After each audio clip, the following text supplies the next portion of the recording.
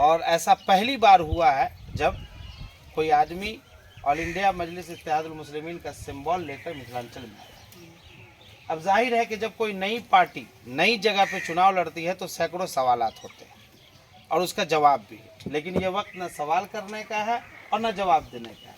ये वक्त है कि वक़ार सिद्दीकी साहब को अपना वोट दें, अपनी दुआ दें, इनको साथ दें, इनके हाथ को मजबूत करें और अपने मसाइल का हल हम लोग खुद से तलाश करने की कोशिश करें। इसलिए कि हम लोगों ने पिछले 70 सालों में हमने, हमारे आबा व अजदाद ने कितने लोगों के झंडे उठाए, झोला ढोए, दरिया बिछाया, वोट दिए, सब कुछ किया, लेकिन कोई भी पार्टी हमारी नहीं हुई, कोई सगा नहीं हुआ।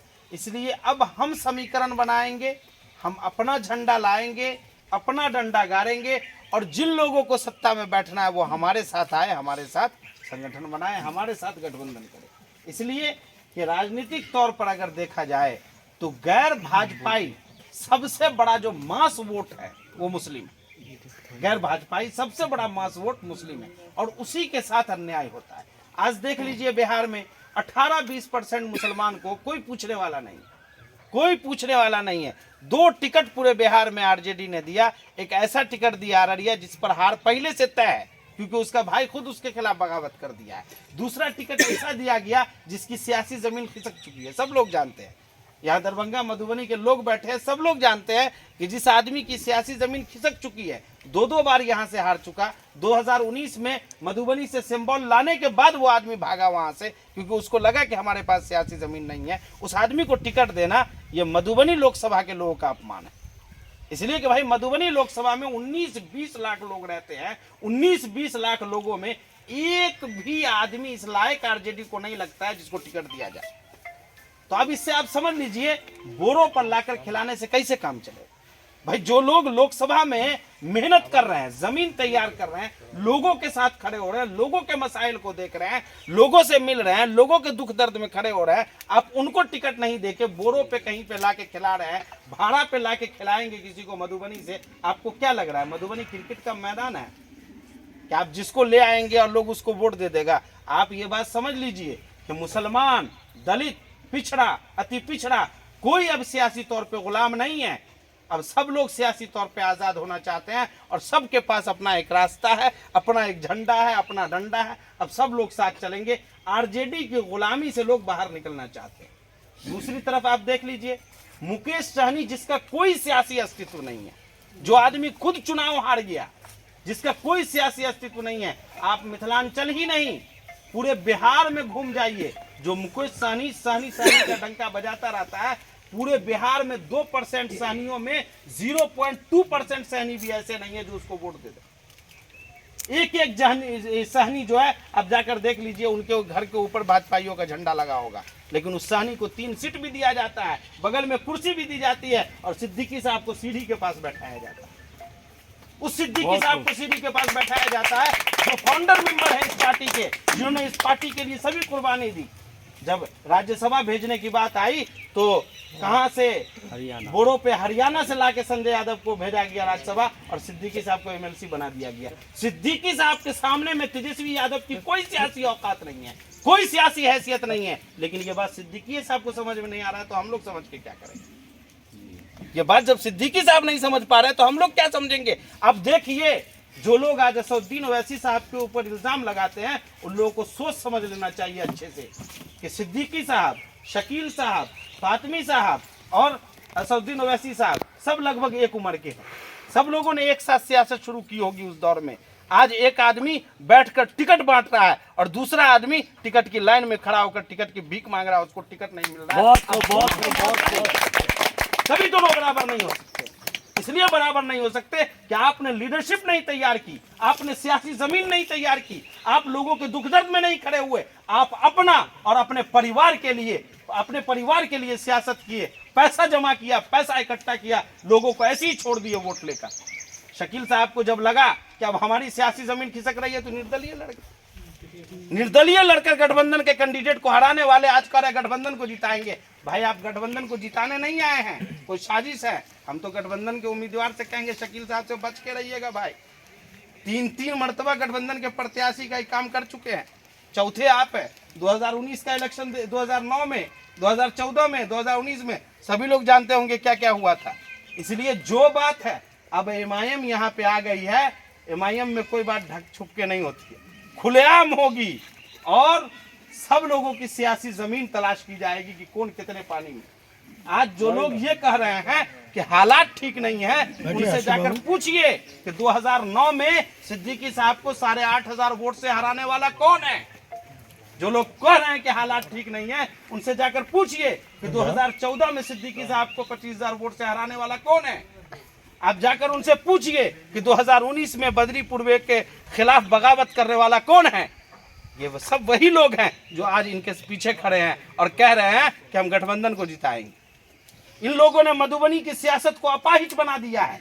मधुबनी में नौजवानों को उभरना नहीं देना चाहते हैं। ये लोग चाहते हैं कि मधुबनी के ऊपर अरबपतियों की सियासत काबिज रहे, तो अब ऐसा नहीं होगा।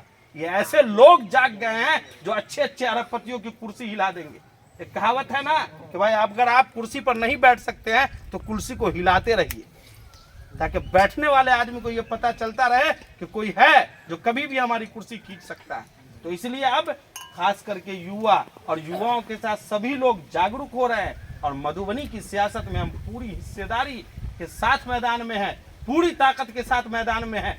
कोई आदमी अरबपति हो, खड़पति हो, पूर्व मंत्री हो, फला मंत्री हो, डेका मंत्री हो, वो सब अपनी परिवार की राजनीति करके थक चुके हैं। सबकी सियासी जमीन खिसक चुकी है। अब कुछ नहीं होने वाला है। एमआईएम पूरी मजबूती के साथ लोकसभा का चुनाव लड़ रही है और इंशाअल्लाह आने वाला आगामी विधानसभा चुनाव मिथिलांचल का ऐतिहासिक चुनाव होगा। इसलिए सभी लोग मजबूती के साथ डटे रहिए और पूरी ताकत के साथ इस चुनाव में जो असदुद्दीन ओवैसी साहब ने, अख्तरुल ईमान साहब ने और आदिल हसन साहब ने हम सब पे भरोसा करके वकार सिद्दीकी साहब को मधुबनी भेजा है, इनको पूरे मान और सम्मान के साथ एमआईएम को लौटाना है, ताकि मधुबनी में और मिथिलांचल की जो सियासत है उसमें एक नई हवा चले, एक विकल्प तैयार हो, लोगों के लिए एक रास्ता बने और लोग जो उब गए हैं मधुबनी में चंद लोगों की सियासत से, परिवारवाद की सियासत से, उससे बाहर निकले। भाजपा भी वही कर रही है, ये भी वही कर रहे हैं। दोनों में कोई फर्क नहीं है। उधर भी बाप बेटे की सियासत है, इधर भी बाप बेटे की सियासत है। इसलिए दोनों से बाहर निकलिए। और गरीबों की सियासत कैसे होगी, मजलूमों की सियासत कैसे होगी, जो लोग समाज के साथ खड़े होने वाले लोग हैं उनकी सियासत कैसे होगी। आप देख लीजिए, 2 मिसाल देकर मैं अपनी बात खत्म करूँ। कोरोना काल में क्या हाहाकार मचा हुआ था। सिद्दीकी साहब नजर आए कहीं पे, शकील साहब नजर आए, फातमी साहब नजर आए, अशोक यादव नजर आए, हुकुमदेव नारायण यादव नजर आए। कहाँ थे ये लोग, कहाँ चले गए थे ये लोग?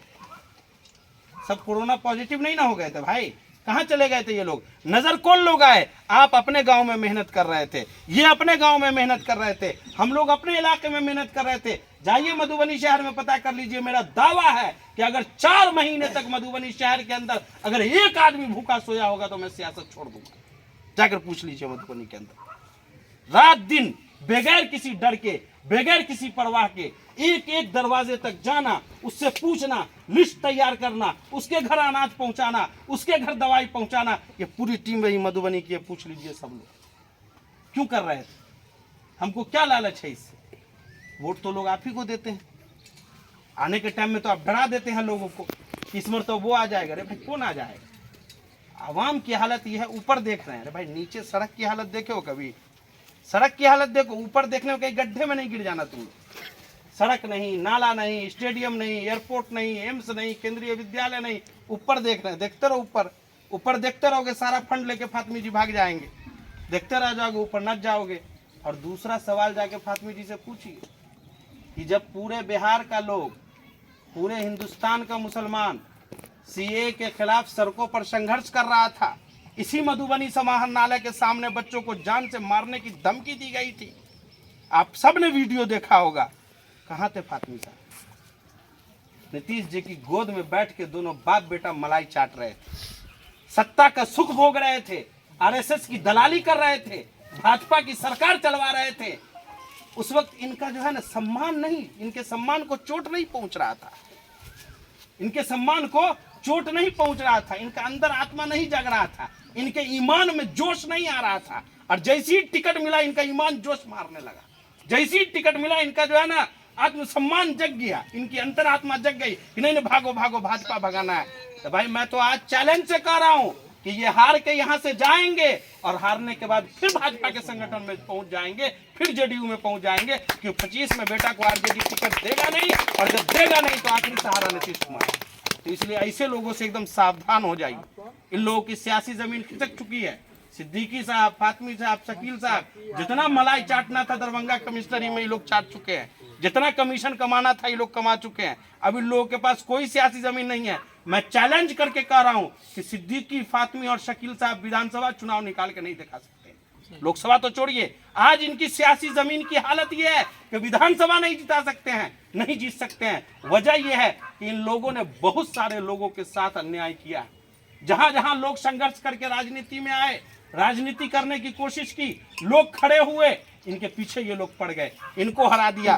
भाई मधुबनी, दरभंगा में आपको 100 ऐसा लोग मिल जाएगा जो चुनाव लड़ा और उनको हरवाने वाले यही लोग हैं। सब लोग जानते हैं, ये किसी से छुपा हुआ नहीं है। तो भाई जब दूसरे की बारी आती है तो ये आपको कहीं और बहका देते हैं, और जब इनकी बारी आती है तब ये आपको डर दिखाने लगते हैं, नहीं हो जाओ, वो सब खेल गया। अब अपनी सियासी जमीन नहीं मिल रही है।